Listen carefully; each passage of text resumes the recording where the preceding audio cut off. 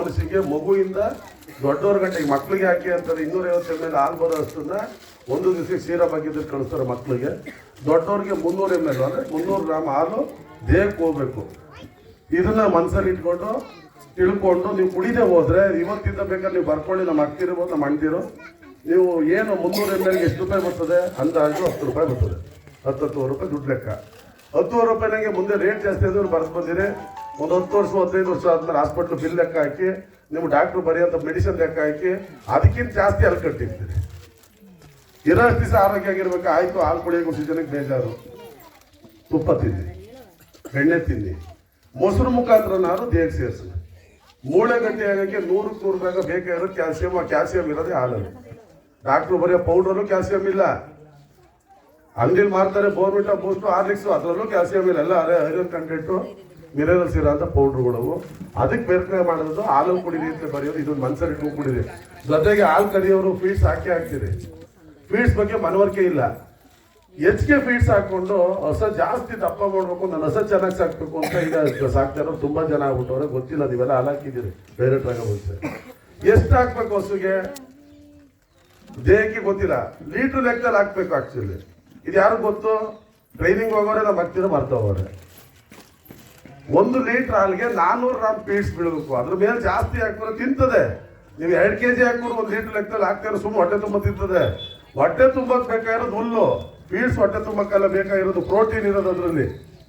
ಆ ಫೀಡ್ಸನ್ನ ಎಷ್ಟು ಹಾಕ್ಬೇಕು ಅನ್ನೋದು ಅರಿವನ್ನ ನೀವು ತಿಳ್ಕೋಬೇಕು. 400 ಗ್ರಾಮ್ ಮೇರಿದ್ರೆ ಸಗಣಿ ಆಯ್ತದೆ. ಏನೋ ಒಂದು 50 ಗ್ರಾಮ್ ಜಾಸ್ತಿ ಅಲ್ಲಿ, ತೀರಾ ಜಾಸ್ತಿಯಾಗಿ ಹೊರೆ ಹಾಕ್ಬೇಡಿ. ಯಾಕೆ ಅಂದರೆ ಸ್ಟಾರ್ಟಿಂಗ್ ಕರು ಹಾಕಿದ ದಿವಸ ಹಾಲೇನು ಕೊಡ್ತದ ಸರ್, 4 ತಿಂಗಳಿಗೆ ಅದು ಡ್ರಾಪ್ ಆಯ್ತದೆ. ಅಂದರೆ 10 ದಿವಸ ಗಿಣ್ಣಾಲು ಹೋಯ್ತು. ಇನ್ನು 3 ತಿಂಗಳು 20 ದಿವಸಕ್ಕೆ 100ಕ್ಕೆ 100 ಹಾಲು ಕಮ್ಮಿ ಆಯ್ತಾ ಬರ್ತದೆ. 3.5 ತಿಂಗಳಾದ್ಮೇಲೆ. ಆ 3.5 ತಿಂಗಳಾದ್ಮೇಲೆ ಕಮ್ಮಿ ಆಯ್ತಾ ಇರೋ ನೀವು ಫೀಡ್ಸ್ ಮಾತ್ರ ಬಗ್ಗಿದಲ್ಲಿ ಅಷ್ಟೇ ಇಡ್ತೀರಿ. ಸತ್ಯನ ಸುಳ್ಳು ಇದು? ಒಂದು ನಿಮ್ಗೆ ಲಾಭ ಎಲ್ಲಿ ಬರ್ತದೆ? ಕಮ್ಮಿ ಆಗ್ಲೇಬೇಕಾಗ. ಕೊನೆಗೆ ಈಟಿ ಬರ್ತದೆ, ಈಟಿನೂ ಆಯ್ತದೆ, ನಿಲ್ತದೆ, ಗಬ್ಬ ಆಯ್ತದೆ, ಕರ ನಿಂತದ್ದು. ಹಾಕೋ ಟೈಮ್ ಬಂದ್ರು ನೀವು ಅಷ್ಟೇ ಫೀಡ್ಸ್ ಹಾಕೋ ಬರ್ತಾ ಇರ್ತೀರಿ. ಹೊಟ್ಟೆ ತುಂಬಕ್ಕೆ ಬೇಕಾಗಿರೋದು ಹುಲ್ಲೇ ಹೊರ್ತು ಪ್ರೋಟೀನ್ ಅಲ್ಲ. ಪ್ರೋಟೀನ್ ಬೇಕಾಗಿರೋದು 400 ಗ್ರಾಮ್ ರೇಂಜಲ್ಲೇ ಬೇಕು. ಅರ್ಧ ಲೀಟ್ರ್ ಅರ್ಧ kg ದಾಟಿಸ್ಬೇಡಿ. ನೀವು ಹೊರೆ ಆಯ್ತಾ ಇರೋದು ಅಲ್ಲಿ. ಇದ್ರ ಕಡೆ ಗಮನ ಇರಲಿ. ನೀವೇನು ಮಾಡ್ತಾ ಇದ್ದೀರಿ ಈಗ? ಫಸ್ಟು ನಮ್ಮ ಡೈಲಿ ಫೀಡ್ಸ್ ಹೊಸಿ ಹಾಕ್ತೀರಿ.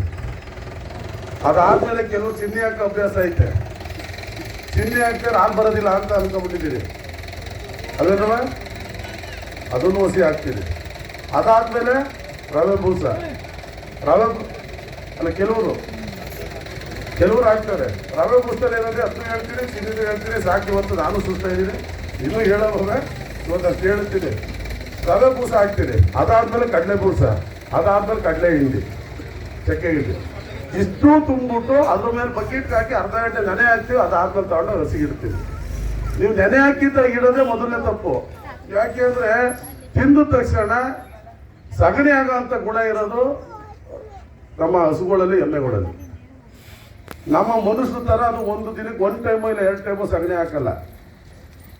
ತಿಂದು ಅರ್ಧ ಗಂಟೆ 1 ಗಂಟೆಲೆ ಡೈಜೆಷನ್, 1.5 ಗಂಟೆಲಿ ಆಚೆಗೆ ಹೋಗೋದು ಪ್ರಕೃತಿ ಇರೋಂಥ ನಿಯಮ. ಅದು 1.5 ಗಂಟೆ ಖಾಲಿ ಆಯ್ತದೆ ಅದು ಹೊಟ್ಟೆಲಿ. ನೀವು ಅಷ್ಟು ಹಾಕಿ ಹೊಟ್ಟೆ ತುಂಬಿಸಿ ಅದಕ್ಕೆ ಖಾಲಿ ಮಾಡಿ ದುಡ್ಡು ಕಳ್ಕೊತಾ ಇದ್ದೀರಿ. ಇದ್ರ ಕಡೆಗೆ ಅರಿವಿರಲಿ. ಜೊತೆಗೆ ಇವತ್ತು ಚಿನ್ನಿನ ಬೆರಕೆ ಮಾಡಿ ಕಲಬೆರಕೆ ಮಾಡ್ತಾರೆ. ನಿಮಗೆ ಗೊತ್ತು, ಹೇಳ್ತೀರಿ. ಚಿನ್ನಿನ ಕೇರ್ಪೇಟೆ ಗೋಡನ್ನಲ್ಲಿ ಸುರಿದ್ಬಿಟ್ಟು ತುಂಬ್ತಾರೆ ಅಂತ ಎಲ್ಲರಿಗೂ ಗೊತ್ತು. ಆದ್ರೆ ಅದು ಹಾಕ್ಬಿಟ್ಟು ಹಾಲು ಕೊಡ್ತದೇನೋ ಮೂಢನಂಬಿಕೆಲಿದ್ದೀರಿ. ಸತ್ಯ ಹಾಲು ಹಾಕಿ ಕೊಡ್ತಾ ಐತೆ, ಅದರಿಂದ ಕೊಡ್ತಾ ಇರೋದು ನಿಜ.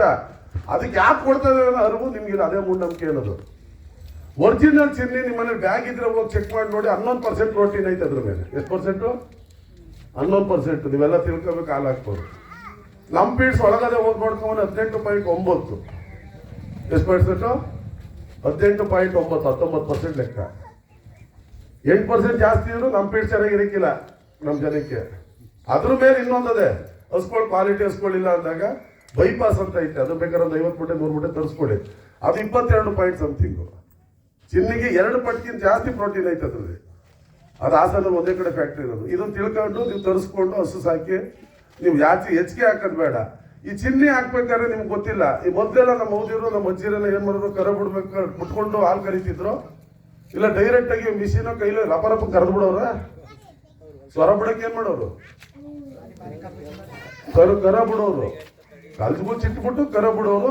ಅದು ತಿಂತಾ ಇರೋದು ಈ ಕಡೆ ಕರನು ಹುಟ್ಟಿಸೋದು. ಸ್ವರ ಬಿಟ್ಟ ಮೇಲೆ ಹೋಗಿ ಎಳ್ಕೊಂಡು ಕಟ್ಟವು ಹಾಲು ಕರಿತಿದ್ದು ನೀವೆಲ್ಲ ನೋಡಿಲ್ವಾ? ಇವತ್ತು ಯಾರು ಕರ ಬಿಟ್ಟಿರ? ಸ್ವರ ಬಿಡಕ್ಕೂ ಇಲ್ಲ, ಕರೆದಾದ್ಮೇಲೆ ಕೊನೆಯಲ್ಲಿ ಕೆತ್ತಲ್ಲಿ ಉಳಿದಿದ್ದು ಕುಣ್ಣಕ್ಕೂ ಬಿಡ್ತಾ ಇಲ್ಲ. ಇವತ್ತೆಲ್ಲ ಇಂಟ್ಕೋತೈತೆ, ಸತ್ಯ ಅದು. ಯಾಕೆ ಬಿಡ್ದು ಇಂಟ್ಕೋತೈತೆ? ಆಚೆಗೆ ಯಾಕೆ ಬರ್ತೈತೆ ಹಾಲು? ಮಿಷಿನ್ ಕೊಟ್ಟರು ಬರ್ತೈತೆ, ಬರಂಗಿಲ್ಲ ಆಕ್ಚುಲಿ. ಅದು ಕಾರ್ಬೋಹೈಡ್ರೇಟ್ ಇರೋ ಅಂತ ಪದಾರ್ಥನ ಮಿಕ್ಸ್ ಮಾಡ್ತಾವೆ. ಏನ ಚಿನ್ನಿ ಒಳಗಡೆ ನೀವು ಅಬ್ಸರ್ವ್ ಮಾಡ್ತಾ ಹೋಗಿ. ಮೊದಲು ಮರ್ದೊಟ್ಟಿತ್ತು, ಅದ್ರಲ್ಲಿ ಏನು ಪ್ರಯೋಜನ ಅಂತ ಕಮ್ಮಿ ಮಾಡಿ ಯೂರಿಯಾ ಅಂತೂ ಕಂಪಲ್ಸರಿ ಆಗ್ತದೆ. ಯೂರಿಯಾ ನೀವು ಹಾಕೊಂಡ್ರೆ ಸಾಕು, ನಿಮ್ಗೆ ಗೊತ್ತಾಯ್ತದೆ. ನಮ್ಮ ಹೌದಿರೋ ನಮ್ಮ ಅಕ್ಕ ತಂಗಿರ ಬಾಣಿತನ ಮಾಡೋಕೆ ಯೂರಿಯಾ ಹಾಕಿ ತಿನ್ನಿಸ್ತಾರೆ. ಹಸರು ಕರ ಹಾಕ್ದಾಗ ಬಾಣ್ತಿ ಅಲ್ವಾ ಅದು? ಆ ಯೂರಿಯಾ ಮಿಕ್ಸ್ ಮಾಡ್ತಾರದು ಹಾಕ್ತೀರಿ. ಎರಡನೇದು ಜಾಸ್ತಿ ಮತ್ತೆ ಹಾಲು ಹೆಚ್ಚು ಥರ ಹಾಕ್ಬೇಕು ಅನ್ನೋ ಲೆಕ್ಕಾಚಾರಕ್ಕೆ ಅವರು ಹೆಚ್ಚಕ್ಕೆ ಸಾಧ್ಯ ಇಲ್ಲ. ಕೆತ್ತಲಿರೋದೆಲ್ಲ ಹಿಂಡ್ಕೋತಾ ಇರೋದ್ರಿಂದ ನಂಗೆ ಅನ್ನಿಸ್ತದೆ ಅರ್ಧ ಲೀಟ್ರು 3/4 ಲೀಟ್ರ್ ಜಾಸ್ತಿ. ಗೆಣಸು ಪೌಡ್ರು 3 ರೂಪಾಯಿ ಕೆಜಿ ಸಿಗ್ತದೆ. ಅದು ಒಣಗಿಸಿ ಉತ್ತರ ಕರ್ನಾಟಕದಲ್ಲಿ ಬೆಳೆದಾಗ ಲಾಟ್ ಕಟ್ಲೆ ಅದು ಡ್ಯಾಮೇಜ್ ಆಗಿರೋ ಗೆಣಸು ಇವೆಲ್ಲ ಒಣಗಿ ಏಟ್ ಬಿದ್ದಿ ಗೆಣಸು ಒಣಗಿಸ್ತಾರೆ, ಪುಡಿ ಮಾಡಿ ತುಂಬ ಕಳಿಸ್ತಾರೆ. ಅದು ಬ್ಯಾಗ್ ಲೆಕ್ಕದಲ್ಲೇ ಬರ್ತಾರೆ, ಅದು ಮಿಕ್ಸ್ ಮಾಡ್ತಾರೆ ಸುರಿದ್ಬಿಟ್ಟು. ಅದನ್ನ 8-10 ಕೆಜಿ ಮಿಕ್ಸ್ ಮಾಡ್ತಾರೆ. ಅದಕ್ಕೂ ನೀವು 3 ರೂಪಾಯಿ ಕೊಟ್ಟು ತಗೋತೀರಿ. ತಗೊಳ್ಳೋದಾದ್ಮೇಲೆ ನೀವು 28 ರೂಪಾಯಿ 44 ಪೈಸೆ, 1280 ರೂಪಾಯಿ. ಇವತ್ತು 45 ಕೆಜಿ ಚಿನ್ನಿ. ಅದು ನಾನು ಇಲ್ಲಿ ನಮ್ಮ ಫೀಡ್ಸ್ ಮಾರಕ್ಕೆಲ್ಲ ಬಂದಿರೋದು ಒಳ್ಳೆ ಬ್ರ್ಯಾಂಡು, ಗೋದ್ರೇಜು, ಈ ಶಾಂತಿ, ಇನ್ನೊಂದು ಎಂತೆಂತ ಬಂದು ಲೋಕಲ್ ಫೀಡ್ಸ್ ಹಾಕಿ ನಿಮ್ಮ ಮನೆ ಹಾಳು ಮಾಡ್ಕೊಬೇಡಿ. ಇದ್ರ ಕಡೆ ಗಮನ ಕೊಡಿ ಹಸಿಗೆ ಅಂತ ಹೇಳ್ತಾ ಇರೋದು.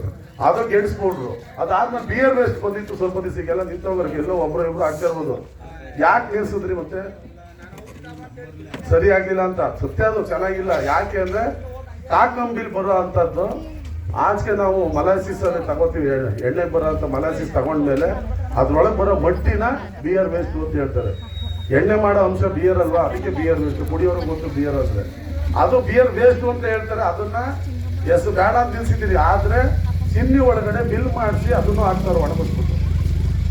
ಇದನ್ನ ಮಿಕ್ಸ್ ಮಾಡಿದಾಗ ಅದು ಎಣ್ಣೆ ಕುಡ್ದಾಗ ಹಾಗೆ ನಿಶ ಬರ್ತದೆ.